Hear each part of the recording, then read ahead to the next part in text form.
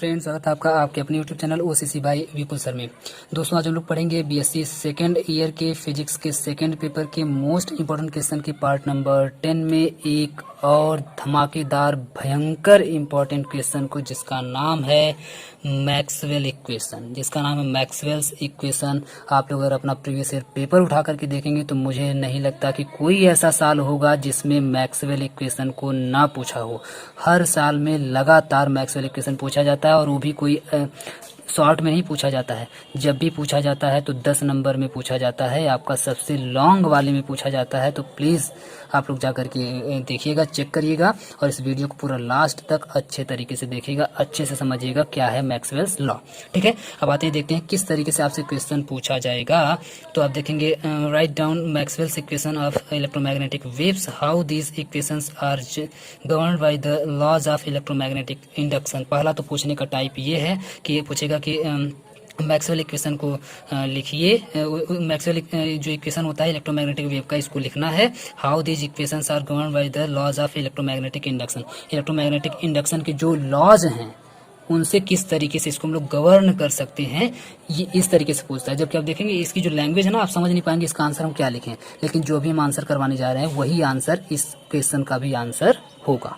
ठीक है, इसके 4 इक्वेशन होते हैं, उन्हीं 4 इक्वेशन के बारे में इसमें भी पूछा गया है।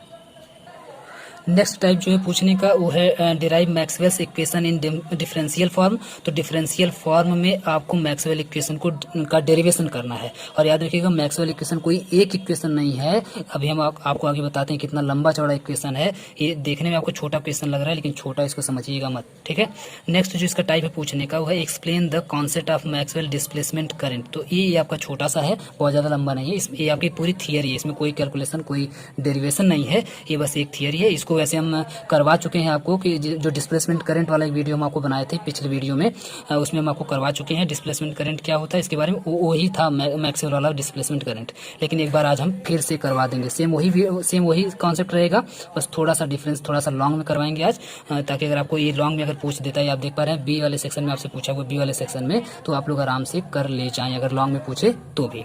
ठीक है, हालांकि वो वाला भी हम थोड़ा लॉन्ग में ही करवाए हुए थे। नेक्स्ट अगर टाइप की बात करें तो right the differential form of Maxwell's equation. Maxwell equation का डिफरेंशियल फॉर्म लिखना है। ये भी आप देख पा रहे हैं कि सेम वही, मतलब कुल मिला जुला करके एक ही क्वेश्चन को अलग अलग सेंटेंस में अलग अलग टाइप में बार बार पूछा गया है, जबकि सबका आंसर आप देखेंगे सेम है। ठीक है, अब आते हैं आंसर। देखिए, जब आपसे पूछे सिर्फ Maxwell's equation in differential form, तो सिर्फ आपको यही आंसर आपको लिख देना होगा। यानी कि आपको डेरिवेशन अगर नहीं पूछेगा तो अभी जो हम बताने जा रहे हैं सिर्फ उतना आप लोग लिख देंगे, काम चल जाएगा। लेकिन अगर डेरिवेशन पूछेगा तो आपको पूरा डेरिवेशन इसका करना पड़ेगा। फिर आप इसको मत लिखिएगा, सीधे आप डेरिवेशन करने लग जाइएगा, क्योंकि अगर इसको भी लिखेंगे और डेरिवेशन भी करेंगे तो आपका जो आंसर होगा वो कम से कम 4 से 5 पेज का हो जाएगा, जो कि बहुत ज़्यादा लंबा आंसर हो जाएगा, और इतना ज़्यादा लंबा आंसर की ज़रूरत नहीं होती है। आइए स्टार्ट करते हैं आंसर को। Maxwell's gave 4 equation on the basis of electricity and magnetism. ध्यान से सुनिएगा, मैक्सवेल बाबा जो है, मैक्सवेल बाबा हम इनको कहना चाहेंगे, बहुत समझिए धमाकेदार काम किए हैं। ये जो मैक्सवेल बाबा हैं, ये इलेक्ट्रिसिटी और मैग्नेटिज्म, याद रखिएगा, दोनों के बेसिस पर, इलेक्ट्रिसिटी और मैग्नेटिज्म दोनों के बेसिस पर एक नहीं 4 इक्वेशन पैदा किए हैं। याद रखिएगा, एक नहीं कितने, 4 इक्वेशन पैदा किए हैं इलेक्ट्रिसिटी और मैग्नेटिज्म के बेसिस पर, यानी कि दोनों को मिक्सअप करके। ठीक है, इलेक्ट्रिसिटी का अलग और मैग्नेटिज्म का अलग, मतलब दोनों को आप एक साथ मिला सकते हैं। इलेक्ट्रिसिटी और मैग्नेटिज्म दोनों का मिला करके टोटल 4 इक्वेशन इन्होंने पैदा किया है। कौन? मैक्सवेल बाबा। अब इनको बाबा नहीं कहना चाहिए, क्योंकि 4 इक्वेशन पैदा कर रहे हैं, तो ये बाबा थोड़ी होंगे। ठीक है, अब आते हैं आगे। और एक कब की बात है, तो ये बात है बहुत पुरानी, 1862 की, जब हम लोग का कोई एग्जिस्टेंस ही नहीं था। ठीक है, अंग्रेजों के ज़माने के पहले की बात है। अब आते हैं आगे, इसमें वो चारों कौन कौन से हैं। तो सबसे पहला है आपका Gauss law for electric field. सबसे पहला याद रखिएगा, 4 में से सबसे पहले का नाम है Gauss law for electric field. देखिए, इलेक्ट्रिक के लिए है, जबकि इलेक्ट्रिसिटी और मैग्नेटिज्म दोनों को मिला करके किए हैं, तो इलेक्ट्रिसिटी के लिए ये पहला वाला आपका है। ठीक है, तो 2 इलेक्ट्रिसिटी के लिए आपको मिलेगा, और 2 नहीं 3 समझिए, सॉरी 2 आपको इलेक्ट्रिसिटी के लिए मिलेगा और 2 आपको मैग्नेटिक के लिए मिलेगा। ठीक है, तो 2 इलेक्ट्रिसिटी में से पहला आपका ये है Gauss law for electric field. ये देखिए नाम जिससे देखने के लिए लग रहा है कि गॉस लॉ वाला है, लेकिन इन्होंने क्या किया, गॉस वाले में थोड़ा सा मॉडिफिकेशन कर दिया है, इसीलिए लेकिन तब भी उसका नाम गॉस लॉ करके ही रखा गया है। तो Gauss law for electric field जब कहा जाएगा तो इसको मैक्सवेल का इक्वेशन माना जाएगा, गॉस का नहीं माना जाएगा, क्योंकि उसमें इन्होंने मॉडिफाई करके लिखा हुआ है। सेकंड जो इन्होंने बताया है वो Gauss law for magnetic field, ये देखिए इलेक्ट्रिक फील्ड, ये देखिए मैग्नेटिक फील्ड के लिए दूसरा। तीसरा जो इन्होंने बताया है वो Faraday law of electromagnetic induction, मतलब अपने नाम से कोई इक्वेशन नहीं बनाया है, अपने नाम से कोई नहीं, बाकी के जो साइंटिस्ट हैं उन्हीं को लेकर के उन्हीं के इक्वेशंस में मॉडिफिकेशन किया गया है। तो Faraday law of electromagnetic induction वाला इक्वेशन, और एक जो चौथा वाला है एम्पियर सर्कुलर लॉ।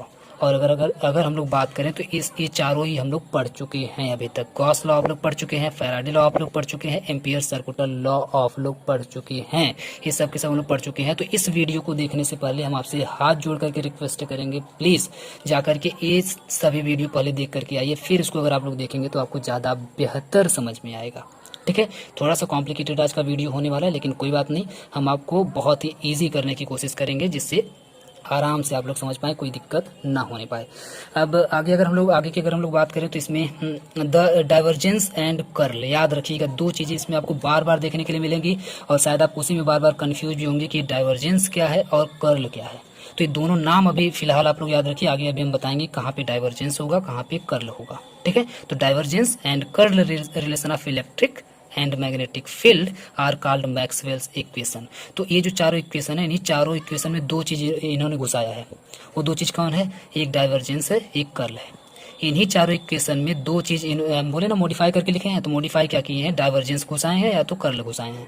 ये दो चीज़ घुसा करके तब जा करके बनाए हैं, और किसके लिए, इलेक्ट्रिक के लिए और मैग्नेटिक फील्ड के लिए, दोनों में अलग अलग। किसी इलेक्ट्रिक के लिए आप देखेंगे डाइवर्जेंस लगेगा, और मैग्नेटिक के लिए इसमें कर्ल लगा करके इन्होंने काम अपना किया हुआ है। ठीक है, और जब इन्होंने ऐसा किया है तो इसी इक्वेशन को, जो अभी जो नए वाले जो इक्वेशन जब पैदा होंगे मैक्सवेल वाले, तो उन्हीं चारों को कहा जाता है मैक्सवेल्स इक्वेशन। समझ गए आप लोग। तो आगे आते हैं, उन चारों को देख लेते हैं भैया वो चारों कौन से हैं जो मैक्सवेल ने बनाए हैं मॉडिफाई करके। तो सबसे पहले तो हम लोग उन चार को देखते हैं जिसमें कर्ल और डाइवर्जन अभी नहीं, सॉरी उन चारों को देखते हैं जिसमें कर्ल और डाइवर्जन मैक्सवेल्स लगा चुके हैं। तो ये देखिए आप पहला वाला इक्वेशन जो अभी आप देखें, Gauss law for electric field, उसके लिए उन्होंने बताया कि divergence D vector D equal to rho होगा। डाइवर्जन डी आई बी का मतलब डाइवर्जन इसको पढ़ते हैं। ठीक है, और इसको उल्टा आप देखेंगे, उल्टा का मतलब ये वाला, ऐसे करके हम लोग बनाते हैं उल्टा ट्रायंगल हम लोग करके इसको बनाते हैं। जबकि आप देखेंगे कर्ल को भी हम लोग उल्टा ट्रायंगल ही करके बनाते हैं। इसको हम लोग कर्ल भी बोल सकते हैं, इसको हम लोग डाइवर्जन भी बोल सकते हैं, लेकिन जगह अलग अलग होगी, अलग अलग जगह पर दोनों का नाम अलग अलग होगा, कहीं पर कर्ल होगा, कहीं पर डाइवर्जन होगा। तो सबसे पहला आपका हो गया divergence vector D equal to rho. ठीक है, दूसरा हो गया divergence vector B equal to 0। तीसरा हो गया कर्ल, याद रखिए कर्ल को भी हम लोग उल्टा वाला ट्रायंगल बना करके, जिसको हम लोग डेल बोलेंगे। ठीक है, डेल बोलेंगे, डेल से हम लोग डिनोट करेंगे। ठीक है, तो curl E equal to minus, इसको भी हम लोग डेल ही बोलते हैं, डेल। ठीक है, डेल वेक्टर बी अपॉन में del T, del vector B upon में vector T, sorry vector T करें डेल टी। ठीक है, ये हो गया आपका तीसरा। चौथी की अगर हम लोग बात करें तो curl vector V equal to mu naught bracket में J plus J vector J, sorry vector करें J plus del vector D upon में डी टी। ठीक है, तो ये चार इनकी इक्वेशन ही देखने में बहुत ही लग रहा है क्या पढ़ रहे हैं हम लोग, कौन सा उर्दू यहाँ पे पढ़ रहे हैं, तो उर्दू नहीं है, बहुत ही मज़ेदार चीज़ है। अभी जब इसका जब हम लोग डेरिवेशन करेंगे तब आपको अच्छे तरीके से समझ में आएगा। ठीक है, तो आप लोग देख पा रहे हैं कि दो इक्वेशन डाइवर्जन के हैं, दो इक्वेशन कर्ल के हैं, यही दो और दो मिलाकर के चार हो गए। इसी चारों इक्वेशन को बोला जाता है मैक्सवेल्स इक्वेशन। ठीक है, मैक्सवेल का चार इक्वेशन। अब इसमें थोड़ा सा अगर हम लोग मॉडिफिकेशन करें, थोड़ा सा इन्होंने मॉडिफिकेशन और किया, इन्होंने बोला कि भैया वेक्टर डी इक्वल टू लिखो एप्सिलॉन वेक्टर ए।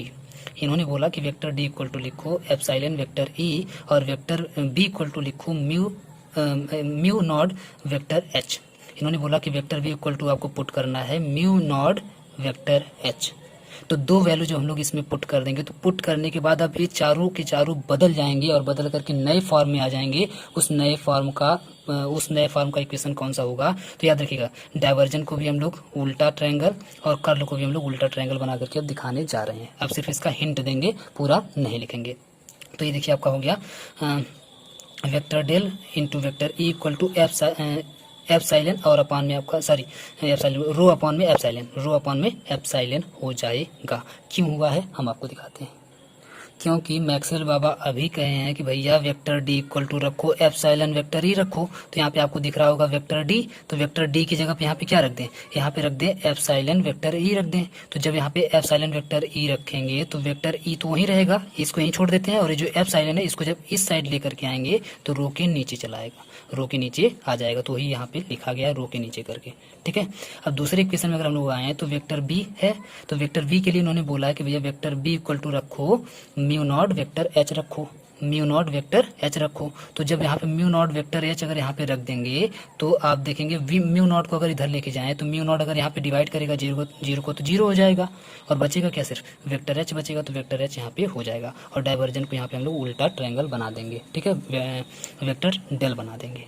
ठीक है, तो डेल वेक्टर एच आपका इक्वल टू 0 हो जाएगा। Equation number 2। इक्वेशन नंबर हम लोग 3 की बात करें, 3 वाले में, तो 3 वाले में आप देख रहे हैं कर्ल है, कर्ल इक्वल टू इतना था। तो इसमें क्या बोला मैक्सवेल बाबा ने, क्या बताया कि भैया इसमें भी ये जो बी दिख रहा है बी की जगह पे रखो जो वैल्यू हम बताए हैं। तो जब इसमें भी जब यहाँ पे वेक्टर वी की जगह पे हम लोग इस वैल्यू को पुट कर देंगे तो देखिए क्या बन जाएगा, ये जो म्यू नॉट है म्यू को यहाँ पे हम सामने रख दिए हैं, और यहाँ पे जो डेल लगा करके जो बी है तो बी की जगह पे आप देख रहे हैं यहाँ पे एच आ जाएगा। इस पूरी वैल्यू को पुट करने के बाद यहाँ पे ये आपको मिल जाएगा, और सामने जो है कर्ल को यहाँ पे उल्टा ट्रायंगल बनाया गया है, और बाकी ई का ई आपका यहाँ पे पड़ा हुआ है। ठीक है, इसको आप लोग वेक्टर ई बना लीजिएगा। ठीक है, तो ये आपका टोटल कंप्लीट हो जाएगा।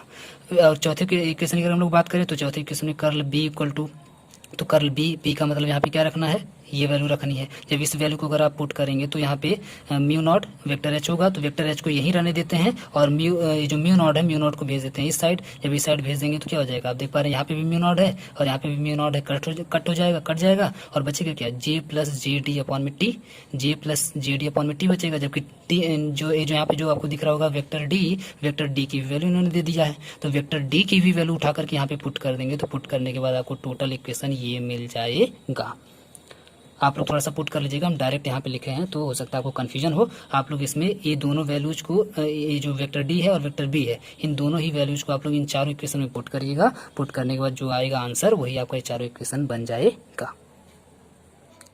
अब ये जो चारों इक्वेशन है, इस चारों इक्वेशन में जो भी आपको दिख रहा था डी ई बी एच जो भी दिख रहा था, ये सब क्या है इसको देख लेते। तो वेर डी इक्वल टू आप देखेंगे इलेक्ट्रिक डिस्प्लेसमेंट है, E equal to electric field intensity है, B equal to magnetic induction है, जो कि आप बी को अच्छे तरीके से पहले जानते हैं, और एच को हम लोग बोलेंगे मैग्नेटिक इंटेंसिटी। याद रखिएगा, बी को हम लोग बोलेंगे मैग्नेटिक इंडक्शन और एच को हम लोग बोलेंगे मैग्नेटिक इंटेंसिटी। ठीक है, दोनों में डिफरेंस है। रो को हम लोग बोलेंगे चार्ज डेंसिटी, तो चार्ज डेंसिटी के लिए हम लोग रो को यूज करेंगे। और म्यू नॉट का मतलब है permeability of free space, permeability of free space. Epsilon not को हम लोग बोलेंगे परमिटिविटी ऑफ फ्री स्पेस। ठीक है, तो ये आपका टोटल हो जाएगा। सिंबल जितने भी हैं उन सभी का मतलब क्या है ये आपको यहाँ से समझ में आ गया होगा।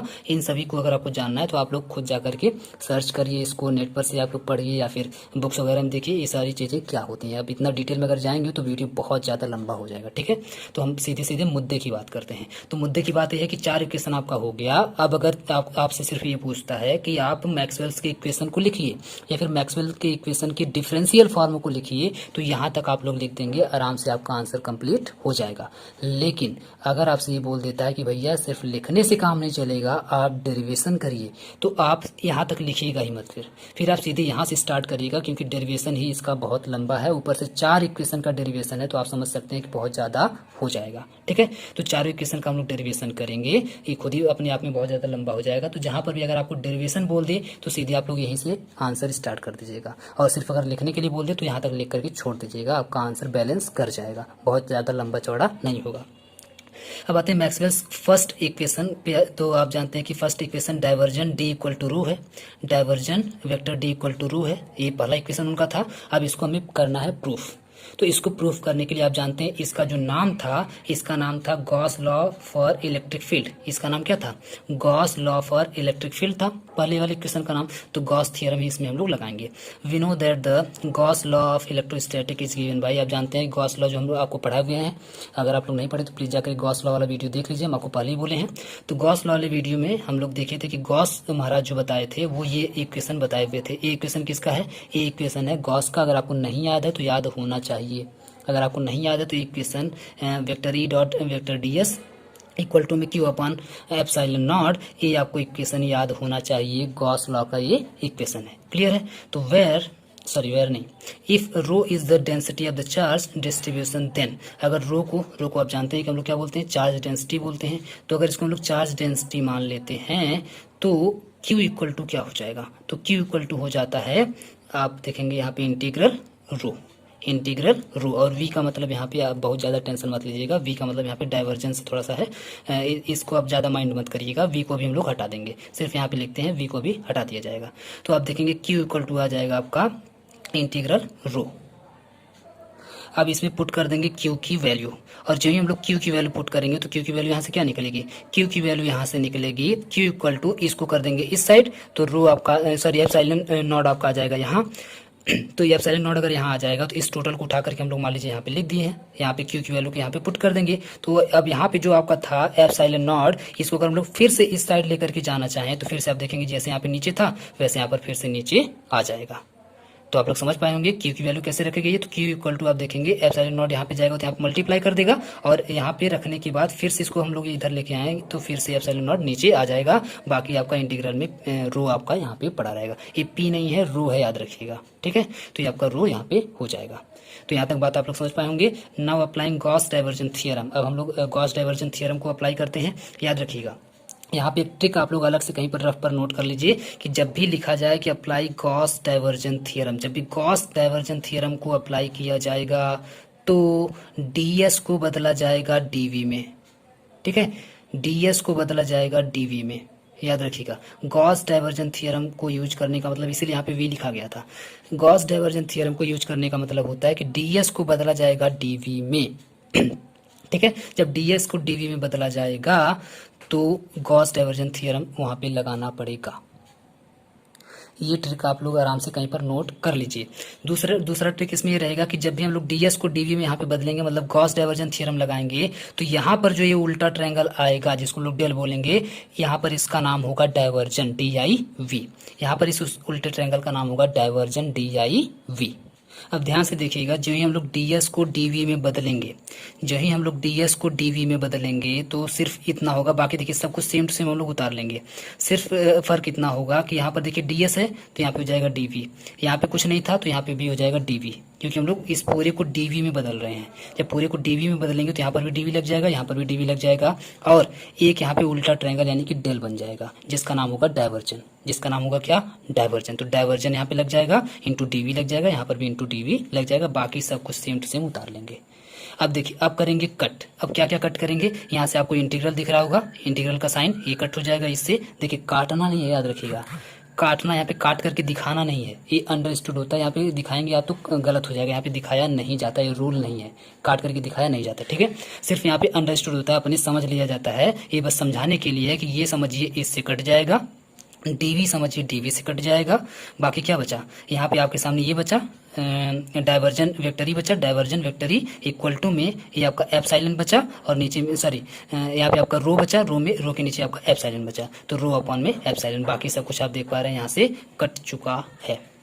तो आपके पास इक्वेशन आ गया divergence vector E equal to rho upon में एप्सिलॉन। अब यहाँ पे जो वेक्टर ई है, अब यहाँ पर शुरू में देखिए, शुरू में ही यहाँ पे मैक्सवेल बाबा एक रिलेशन आपको बता दिए थे कि जहां पर भी आपको दिख जाएगा वेक्टर डी, तो वेक्टर डी इक्वल टू आपको रख देना है एप्सिलॉन वेक्टर ई, ठीक है।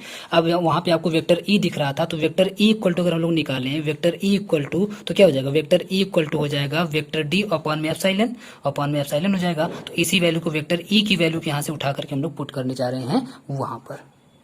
तो वेक्टर ई, यहाँ पर वेक्टर ई की जगह पे आपको क्या रखना था, वेक्टर डी और अपॉन में एप्सिलॉन रखना था, अपॉन में एप्सिलॉन। तो एप्सिलॉन से एप्सिलॉन आप देखेंगे यहाँ से कट जाएगा, और एप्सिलॉन से एप्सिलॉन कटने के बाद आप देखेंगे divergence vector D equal to rho आ जाएगा, जो कि आपका पहला इक्वेशन था मैक्सवेल का, और ये आपका प्रूफ हो चुका है। तो अभी तक हम लोग मेहनत करके बिल्कुल एक इक्वेशन को प्रूव कर चुके हैं, अभी भी अपने पास 3 इक्वेशन और है जिसको हमको प्रूव करना है।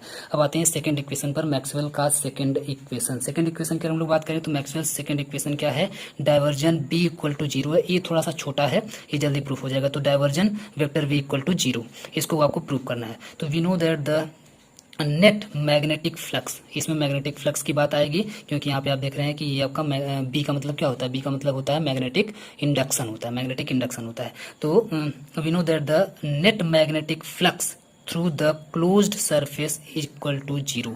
एक ये बात आप लोग बिल्कुल याद रखिएगा, याद ये रखना है कि जो नेट मैग्नेटिक फ्लक्स होता है, जो नेट मैग्नेटिक फ्लक्स होता है किसका, क्लोज्ड सरफेस का, क्लोज सरफेस या फिर क्लोज पाथ समझ लीजिए, क्लोज पाथ का जो नेट मैग्नेटिक फ्लक्स होता है वो इक्वल टू जीरो होता है।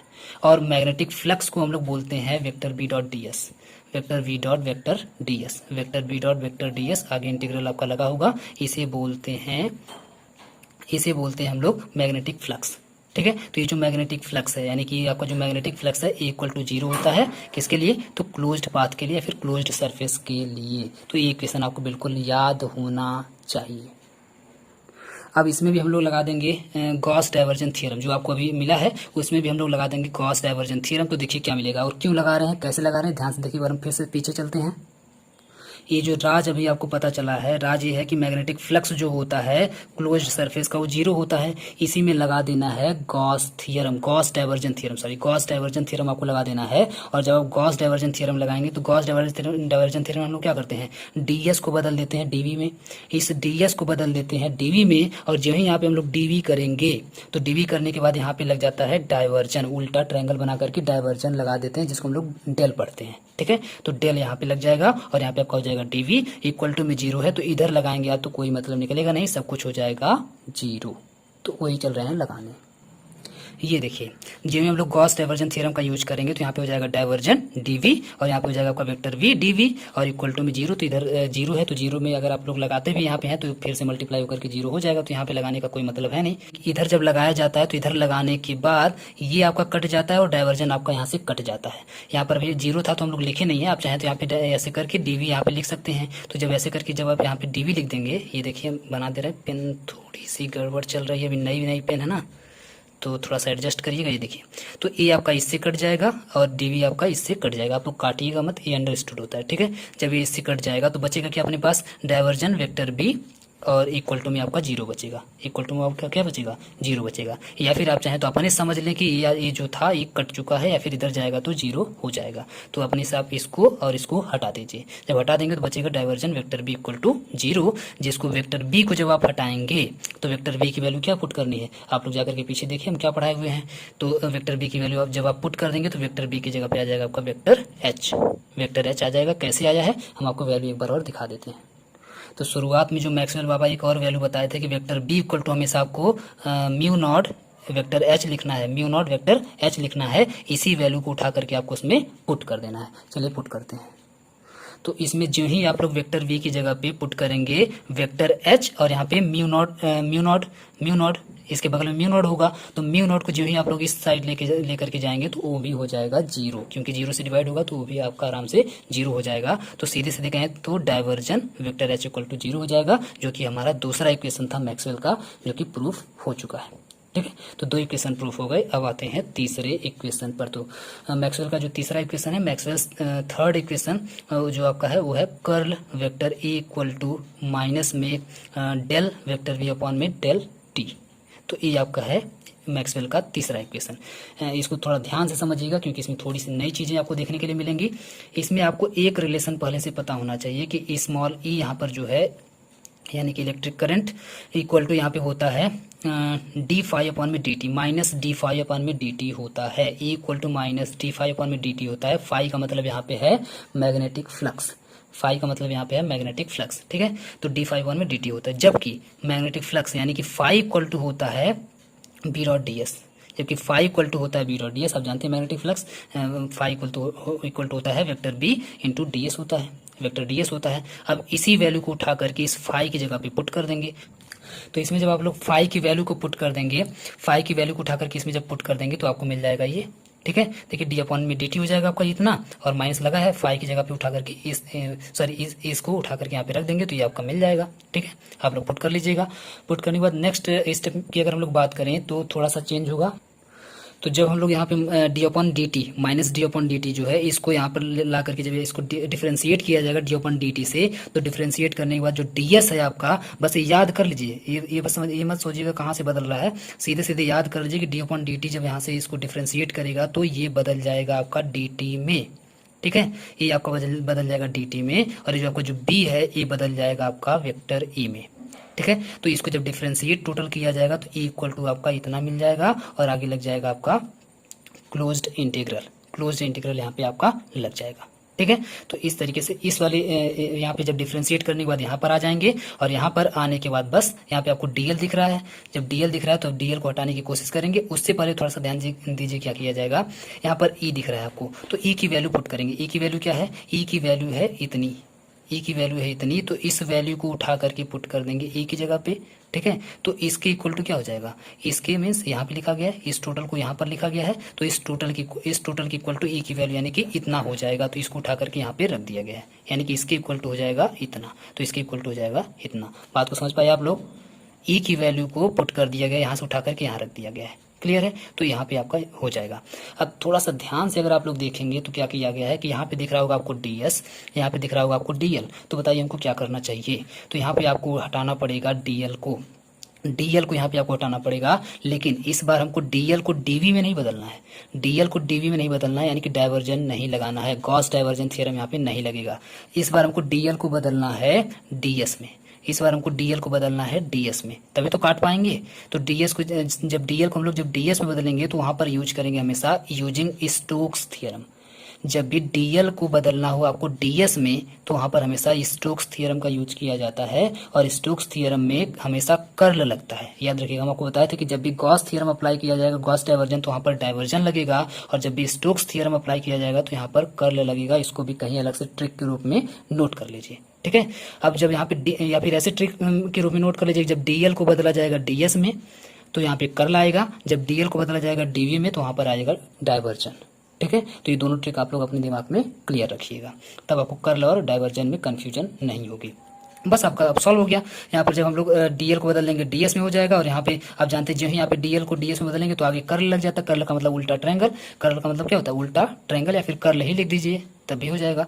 तो बाकी सब कुछ सेम यहाँ पर भी ds, अब ds से ds कट जाएगा आपका, इंटीग्रल से इंटीग्रल कट जाएगा आपका, मतलब जितनी चीजें यहाँ पे कट रही है सब कट जाएंगे। कटने के बाद क्या बचेगा आपका, यहाँ पे बचेगा, सॉरी यहाँ पर काटा गया है, यहाँ पर काटा गया है, यहाँ से ये कट जाएगा, और ds से ds कट जाएगा। सब कुछ जितना भी यहाँ पे आपको दिख रहा है जो भी कटने लायक है, ds से ds, इससे ये कट जाएगा, और क्या बच रहा है, बस बाकी का बच जाएगा। तो बचेगा यहाँ पे आपका कर्ल वेक्टर ए बचेगा इधर से, और इधर से बचेगा माइनस में डी वेक्टर बी अपॉन में डी टी बचेगा।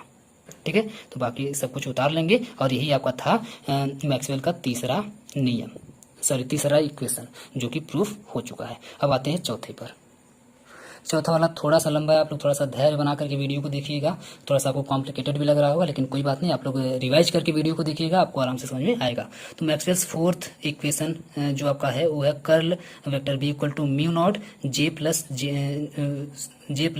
यहाँ पे आप इसको बोलेंगे डेल वेक्टर डी अपॉन में D T, del vector D upon में डेल टी, इसको ऐसे पढ़ा जाएगा। अब इसको हम लोग कैसे प्रूफ करेंगे, तो इसको प्रूफ करने के लिए लगाएंगे according to the Ampere circular law, या फिर अकॉर्डिंग टू एम्पियर्स लॉ, या फिर एम्पियर सर्कुलर लॉ। तो एम्पियर सर्कुलर लॉ अभी आप लोग पढ़े हैं पिछले वीडियो में कि integral vector B into vector D L equal to mu naught I होता है। ये आप इक्वेशन पढ़ चुके हैं, आपको याद होना चाहिए। अगर नहीं याद है तो प्लीज़ आप लोग याद कर लीजिएगा, नहीं तो आप लोग प्रूफ नहीं कर पाएंगे। ये वाला थोड़ा सा लंबा होगा, आप लोग प्लीज़ धैर्य बना करके रखिएगा। अब एक और थियरम आपको याद होना चाहिए, और उस थियरम का नाम है स्टोक्स थ्योरम। स्टोक्स थ्योरम नाम आपको याद होना चाहिए, स्टोक्स थ्योरम आपको याद होना चाहिए। और स्टोक्स थ्योरम होता क्या एक्चुअली, तो ये जनरली होता है ये, ठीक है, curl vector B equal to mu naught vector J, ये आपको याद होना चाहिए सीधे सीधे। और ये आता कहाँ से है, तो यहाँ से आता है। आप लोग जानते हैं कि स्टोक्स थ्योरम जो होता है, ये देखिए डायरेक्टली भी याद कर लीजिए। कभी स्टोक्स थ्योरम हम डिटेल में जब पढ़ाएंगे तब बताएंगे ये थ्योरम, ये यहाँ पे जो इक्वेशन आपको दिख रहा है, इक्वेशन कहाँ से निकल करके आया है तब हम लोग समझेंगे। अभी डायरेक्टली यहाँ पे इसका यूज सिर्फ हो रहा है, तो उसकी बात हम लोग ज़्यादा नहीं करेंगे, ठीक है। तो ये जनरली स्टोक्स थ्योरम में होता क्या है कि एक लाइन आती है और एक इक्वेशन आता है। वो इक्वेशन ये होता है कि integral curl vector B into vector D S equal to mu naught integral vector J into vector D S होता है। और आप जानते हैं कि इस तरीके की सिचुएशन जब भी आ जाए तो आप लोगों को इतना एक्सपीरियंस अब हो चुका होगा, जितने भी इक्वेशन अभी तक हम लोग देखे हैं तो उनसे कि आप जानते हैं इंटीग्रल से इंटीग्रल समझिए कट जाएगा, लेकिन काटना नहीं होता है, ठीक है, काट करके दिखाना नहीं होता, याद रखिएगा, दिखाइएगा मत। मैं बार बार आपको कह रहा हूँ, सिर्फ अपने दिमाग में मान लीजिएगा कि इंटीग्रल से इंटीग्रल कट गया, समझिए, ट्रिक समझिए, ठीक है। ये हटता कैसे, तो इंटीग्रल से इंटीग्रल हट जाएगा और डीएस से डीएस आप जानते हैं हट जाएगा, तो बचेगा क्या, कर्ल बी बचेगा इक्वल टू में म्यू नॉट और वेक्टर जे बचेगा। तो इसी को उठा करके यहाँ पे लिख लिया जाता है और इक्वेशन नंबर फर्स्ट इसको आप सीधे सीधे ये वाला इक्वेशन आप लोग याद कर लेंगे अकॉर्डिंग टू स्टोक्स थ्योरम, ठीक है। अब आते हैं आगे। आगे आपको क्या लिखना है, इस इक्वेशन से आपको प्रूव करना है, लेकिन थोड़ा सा इसमें कंट्राडिक्शन आता है, और वो कंट्राडिक्शन क्या है, टेकिंग डाइवर्जन। अब देखिए, जो इक्वेशन आपको आया हुआ है, स्टोक्स का थ्योरम जो आया हुआ है, स्टोक्स का जो इक्वेशन है, इस इक्वेशन में हम लोग दोनों तरफ क्या लेंगे, डाइवर्जन लेंगे, ठीक है। Taking diversion in equation number first in both side, ठीक है, दोनों साइड हम लोग लेंगे। तो आप जानते हैं इधर भी डाइवर्जन लगा देंगे और इधर भी डाइवर्जन लगा देंगे, तो देखिए डाइवर्जन कर्ल वेक्टर बी हो जाएगा और इधर भी डाइवर्जन म्यू नॉट वेक्टर जे हो जाएगा। तो यहाँ तक हम लोग तुरंत डाइवर्जन लेने के बाद यहाँ तक हम लोग आ जाएंगे। अब समझिए, यहाँ पे थोड़ा सा आपको ध्यान देने की जरूरत है, और ध्यान क्या देने की जरूरत है, अब ध्यान से सुनिएगा आप लोग। ध्यान देने की जरूरत है कि आप लोगों को ये पता होना चाहिए, ये भी हम लोग डिटेल में कभी डिस्कस करेंगे। आप लोगों को ये पता होना चाहिए कि यहाँ पर जो डाइवर्जन वेक्टर जे आपको जो दिख रहा है, डाइवर्जन वेक्टर जे आपको जो दिख रहा है, इसके इक्वल टू होता है zero. Divergence vector J equal to होता है जीरो, और जब divergence vector J equal to zero होता है तो आप जानते हैं टोटल का टोटल क्या हो जाएगा, यहाँ से जीरो हो जाएगा। जब ये टोटल यहाँ से जीरो हो जाएगा तो आप जानते हैं divergence curl vector B equal to भी क्या हो जाएगा, जीरो हो जाएगा। और अगर ऐसा हुआ, देखिए, because divergence curl vector B equal to होता है जीरो, जब इसके इक्वल टू टोटल जीरो होता है तो जाहिर सी बात है यहाँ पर जीरो होना चाहिए। Hence this equation is not accordance to continuity. तो ये जो इक्वेशन है आपका एग्जिस्ट ही नहीं करेगा, ठीक है, कॉन्टिन्यूटी के अकॉर्डिंग नहीं होगा। जब कॉन्टिन्यूटी के अकॉर्डिंग नहीं होगा तो इस इक्वेशन से हम लोग प्रूफ नहीं कर सकते। इक्वेशन समझिए एग्जिस्ट ही नहीं करेगा, और अगर जब ये एग्जिस्ट ही नहीं करेगा तो बात ही खत्म हो जाती है। तो हमको कुछ इसमें करना होगा, इस इक्वेशन में फिर हमको कुछ करना होगा। क्या करना होगा, तो आपको ऐड कर देना है वेक्टर जेडी, ऐड कर देना। कैसे ऐड करना हम आगे आपको बताते हैं। तो ऐसे सिचुएशन आने के बाद it need a correction, Maxwell suggested that we must add vector JD, then the total current density of solenoid is क्या होगा वो भी हम आपको बताते हैं। जब ऐसी कंडीशन बन गई कि यहाँ पर एग्जिस्ट ही नहीं करेगा और यहाँ से मामला गड़बड़ हो रहा है, तो मैक्सवेल ने सजेस्ट किया कि ऐसे काम नहीं चलेगा। आपको क्या कर देना होगा कि ये जो इक्वेशन अभी आपको ऊपर दिखा है, इस इक्वेशन में आप लोग ये जो अभी सिर्फ दिख रहा है आपको वेक्टर जे, तो सिर्फ वेक्टर जे मत लीजिए, वेक्टर जे प्लस में यहाँ पर वेक्टर जेडी को भी इसी में ऐड कर दीजिए, क्योंकि आप देख रहे हैं कि divergence vector J equal to हो जा रहा है जीरो। तो ये जीरो ना होने पाए, ये जीरो के इक्वल ना होने पाए, इसलिए इसमें कुछ या तो ऐड कर दीजिए या तो कुछ सब्ट्रैक्ट कर दीजिए। तो मैक्सवेल ने सजेस्ट किया कि आपको वेक्टर जेडी ऐड कर देना चाहिए इसमें, ठीक है। मैक्सवेल ने खुद ये सजेस्ट किया था, तो जब उन्होंने सजेस्ट कर दिया तो भाई मानना ही पड़ेगा। तो हम लोग तुरंत आ गए यहाँ पर और ऐड कर दिए वेक्टर जेडी। जो इक्वेशन आपको भी ऊपर दिखा है उसी में देखिए हम लोग वेक्टर जेडी को कैसे ऐड कर रहे हैं। तो curl vector B equal to mu naught में जी हो जाएगा। याद रखिएगा, जब हम लोग वहाँ पे वेक्टर जेडी को जो यहाँ पे ऐड कर रहे हैं, यहाँ पर जो आपको दिख रहा है divergence curl vector B equal to mu naught divergence vector J जो आपको दिख रहा है, तो वेक्टर जे का यहाँ पे हम लोग अभी यहाँ पे देख रहे हैं वेक्टर था, इसको बना देते हैं स्केलर, सिर्फ जे बना देते हैं और प्लस में वेक्टर जेडी यहाँ पर यूज कर देते हैं, ऐड कर देते हैं यहाँ पे, ठीक है। बाकी सब कुछ इक्वेशन बिल्कुल सेम रहेगा, यहाँ पर जे प्लस वेक्टर जेडी कर देते हैं। देखिए यही काम यहाँ पे इस इक्वेशन में नीचे किया हुआ है, ये देखिए curl vector B equal to mu naught J plus vector में जेडी। यहाँ पर वेक्टर मत लगाइएगा, नहीं तो प्रूफ करने में प्रॉब्लम हो जाएगी, ठीक है। यहाँ पे वेक्टर नहीं लगेगा, इसलिए हम यहाँ पे कट करते हैं, गलती से यहाँ पे लग गया था, ठीक है। तो जे प्लस वेक्टर जेडी हो जाएगा, इसको कर देंगे इक्वेशन नंबर 2। और अब अभी देखे हैं यहाँ पर जो लिखा हुआ था इसमें भी बताया गया कि curl vector B equal to हो जाता है जीरो, ठीक है। यहाँ पे आप देख पा रहे थे कि divergence curl vector B equal to zero हो जा रहा था, इसका मतलब है curl vector B equal to भी क्या होगा, जीरो होगा। और जब curl vector B equal to यहाँ पे जीरो होगा तो इसकी जगह पे रख देंगे जीरो। इक्वल टू में आप देख रहे थे जो सारी चीजें उसको ऐसे ही लेकर के चलेंगे, म्यू नॉट है तो म्यू नॉट, और डाइवर्जन दोनों तरफ लिया गया था, यहाँ पे आप चाहें तो डाइवर्जन लिख सकते हैं, कोई फर्क नहीं पड़ेगा। बात होगी टोटल के इक्वल टू क्या हो जाएगा, जीरो हो जाएगा। और यहाँ पर जब डाइवर्जन लिया गया था तो म्यू नॉट डाइवर्जन, और देखिए जे प्लस वेक्टर में जेडी ऐड कर दिया गया है, तो जे प्लस वेक्टर में जेडी यहाँ पर लिखते चलेंगे, ठीक है। यहाँ बस डाइवर्जन लगाया गया है। आगे जब करेंगे तो म्यू नॉट को उठा करके कर देंगे इस साइड, है ना, लेफ्ट साइड में। और जब लेफ्ट साइड में आएगा तो आप जानते हैं जीरो के नीचे आ जाएगा, यहाँ पर। और जीरो से जब जीरो को डिवाइड करेगा तो जीरो को डिवाइड करते टाइम ये म्यू नॉट भी हो जाएगा जीरो, यानी कि म्यू नॉट खत्म हो गया, म्यू नॉट यहाँ से खत्म हो गया। जब म्यू नॉट यहाँ से खत्म हो गया तो आप देखिए जीरो इक्वल टू में डाइवर्जन बचा है, जे प्लस वेक्टर में जेडी बचा है। ठीक है, तो इसको यहाँ पे भी नोट कर लेंगे। अब थोड़ा सा एक स्टेप और आगे आएंगे। एक चीज़ अब आपको यहाँ पे और पता होनी चाहिए, मैक्सवेल का जो भी हम लोग फर्स्ट इक्वेशन डिराइव किए थे वो आपको याद यहाँ पे होना चाहिए। अब यहाँ से थोड़ा सा ध्यान दीजिए, डाइवर्जन को अगर हम लोग इसमें अंदर लेके जाएंगे तो क्या होगा, डाइवर्जन जे होगा प्लस में डाइवर्जन वेक्टर जेडी होगा, क्योंकि डाइवर्जन इसमें भी मल्टीप्लाई करेगा और इसमें भी मल्टीप्लाई करेगा, दोनों मल्टीप्लाई करेगा। जब दोनों में मल्टीप्लाई करेगा तो दोनों के साथ डाइवर्जन हम लोग लगा करके लिख सकते हैं, तो वही लिखा गया है। और डाइवर्जन जे प्लस में डाइवर्जन वेक्टर जेडी हो जाएगा। और जब इस डाइवर्जन जे को इस साइड लेके आएंगे आप, इक्वल के इस साइड लेकर के जब आप आएंगे तो इक्वल की इस साइड लाने के बाद, क्योंकि अभी यहाँ पे प्लस में है और इक्वल की जब इस साइड आएगा तो हो जाएगा माइनस। ठीक है, क्या हो जाएगा, माइनस हो जाएगा। तो minus divergence J equal to में, ये आपका प्लस में था तो प्लस में डाइवर्जन वेक्टर जेडी हो जाएगा। इस वाली लाइन में कुछ नहीं किया गया है, सिर्फ डाइवर्जन को अंदर लेके जाया गया है और अंदर लेके जाने के बाद इस डाइवर्जन जे को उठा करके कर दिया गया है इस साइड, जिसकी वजह से भी यहाँ पे प्लस में था, इस साइड आएगा तो माइनस हो जाएगा। तो क्या हो जाएगा, इक्वेशन हमारा क्या बन जाएगा, minus divergence J equal to divergence vector JD हो जाएगा। क्लियर है, ये हो जाएगा। और ये जो होता है ये इक्वल होता है डेल रो अपॉन में डेल टी के इक्वल होता है, डेल रो अपॉन में डेल टी के इक्वल होता है। यही बात आपको याद रखनी है। अब यहाँ से एक इक्वेशन आपको और याद रखना है जो कि हम आपको अभी बताए हैं, मैक्सवेल का फर्स्ट इक्वेशन। आप जानते हैं रो इक्वल टू क्या होता है, रो इक्वल टू हम लोग मैक्सवेल के फर्स्ट इक्वेशन में प्रूफ किए हैं कि रो इक्वल टू होता है यहाँ पे del vector del into vector T, vector del into में vector D, rho equal to A. अभी हम लोग मैक्सवेल का फर्स्ट इक्वेशन प्रूफ किए हैं। तो यही वैल्यू उठा करके यहाँ पे रो की जगह पे रख देंगे। जब रो देखिए यहाँ पे डेल था, डेल अपॉन में डेल टी, डेल अपॉन में डेल टी, और यहाँ पर रो था तो रो की जगह पे हम लोग पुट कर दिए हैं, ये वाली वैल्यू उठा करके यहाँ पे पुट कर दी गई है। क्लियर है। और इक्वल टू में आप जानते हैं ये इसके भी इक्वल होता है और यही जो है इसके भी इक्वल होता है। तो यहाँ पर लिख दे रहे हैं डाइवर्जन वेक्टर जेडी, क्योंकि इसको अभी हमको प्रूफ करना है तो डाइवर्जन वेक्टर जेडी यहाँ पे लिख दे रहे हैं। तो divergence vector JD equal to del और रो की वैल्यू पुट कर दी है अपॉन में डेल टी यहाँ पे लिख दी है। क्लियर है। तो ये इस लाइन तक हम लोग आ चुके हैं।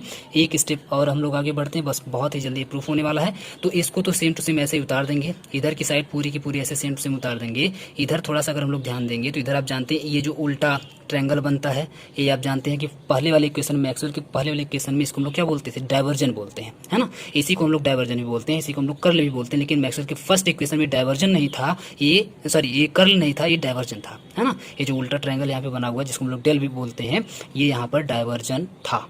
तो इसकी जगह पे उठा करके रख दिए डाइवर्जन। बाकी का इसको जब अंदर लेके जाएंगे तो आप जानते हैं डेल वेक्टर में डी अपॉन में डेल टी हो जाएगा।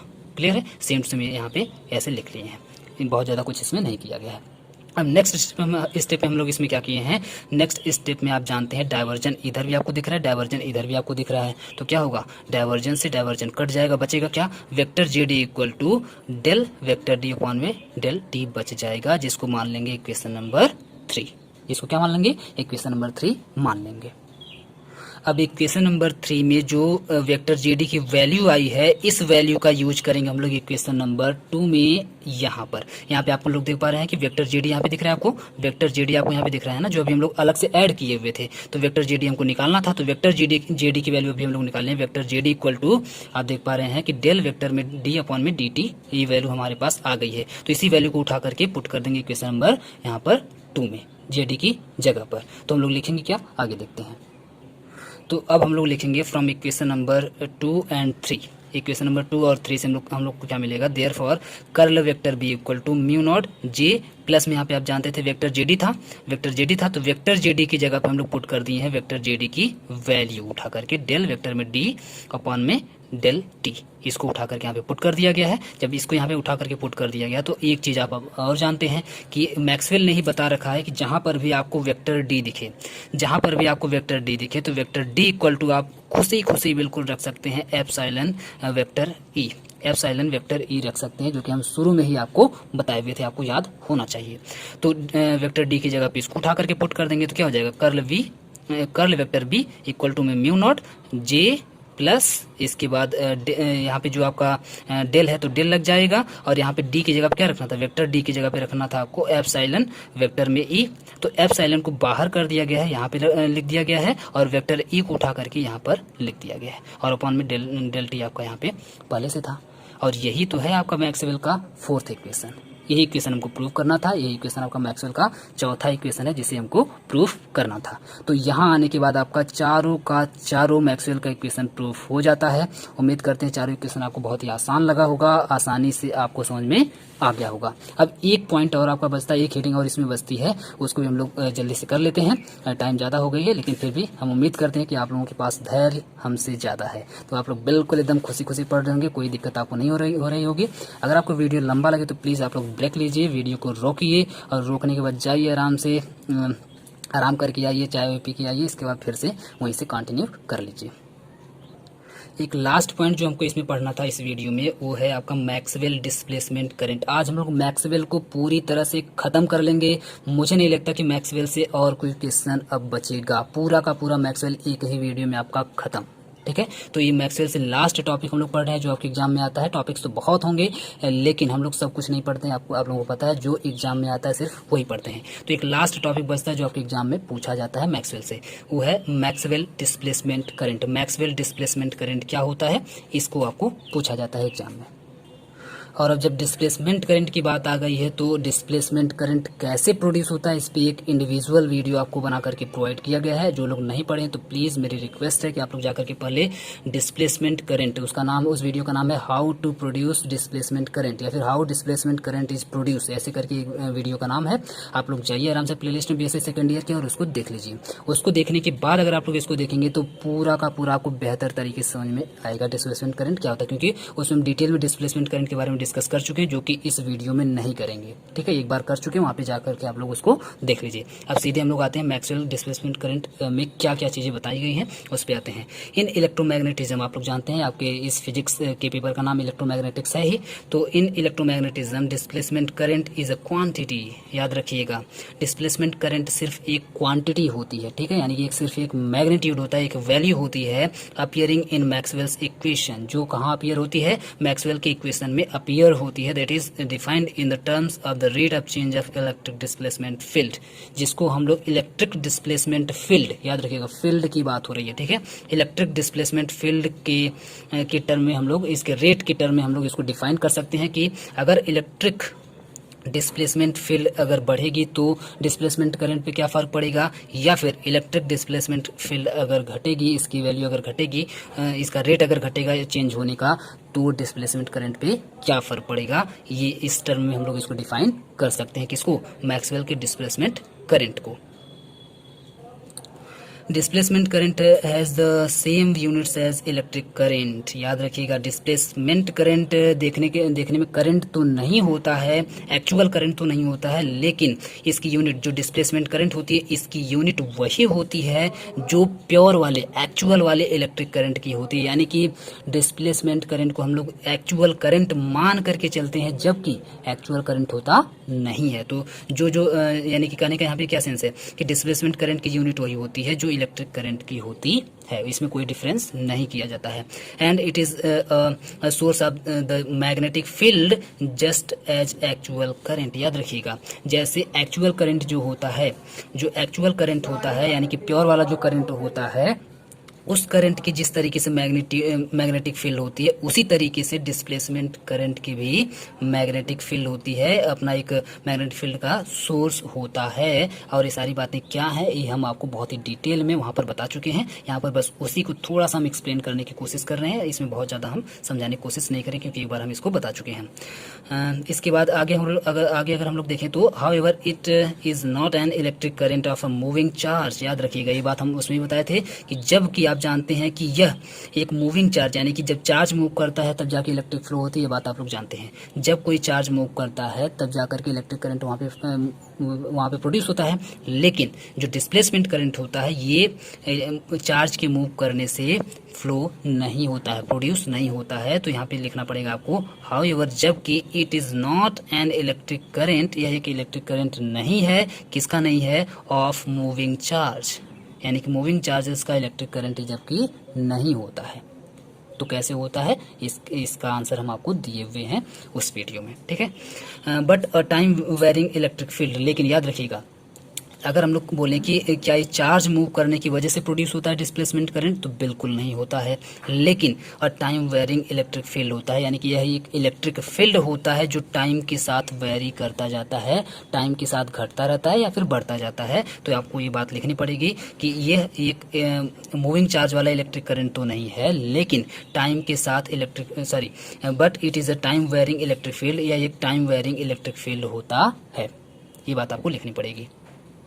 वैसे मैक्सवेल का जो डिस्प्लेसमेंट करंट है वो यहीं तक आपका खत्म हो जाता है। जो यहाँ तक आप लोग लिख लेंगे मैक्सवेल का डिस्प्लेसमेंट करंट यहाँ तक एनफ हो जाता है, खत्म हो जाता है। लेकिन एक दो लाइन हम लोग और देख लेते हैं। आप लोग एग्जाम में लिखिएगा, अगर आपको लगेगा ज़्यादा लंबा हो रहा है तो यहीं तक लिख करके छोड़ दीजिएगा, यहाँ तक आपका आंसर इसका कंप्लीट हो जाता है। बाकी दो तीन लाइन आप लोग इस तरह में समझ सकते हैं। There is also a contribution from the slight motion of charges bound in atoms called electric polarization, यानी कि इलेक्ट्रिक पोलराइजेशन इसकी वजह से होता है। और इलेक्ट्रिक पोलराइजेशन किसे कहते हैं वो यहाँ पे थोड़ा सा डिफाइन किया गया है, इसलिए हम बोल रहे हैं कि यहाँ इतना पॉइंट आप लोग चाहे तो ना लिखें तब भी कोई बात नहीं है, क्योंकि थोड़ा सा हट करके हो जाता है मैक्सवेल डिस्प्लेसमेंट करंट से।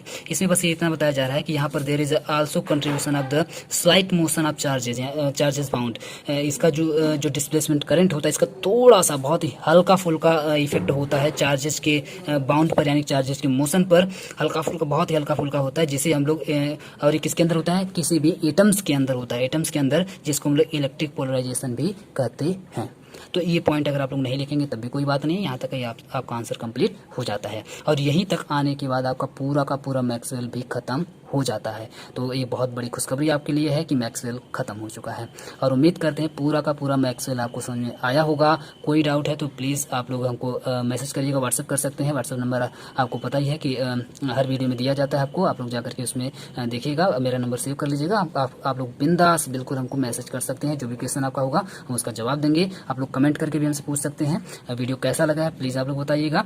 पूरा वीडियो देखने के लिए, इतना पेशेंस बनाने के लिए, हमको सुनने के लिए बहुत बहुत धन्यवाद।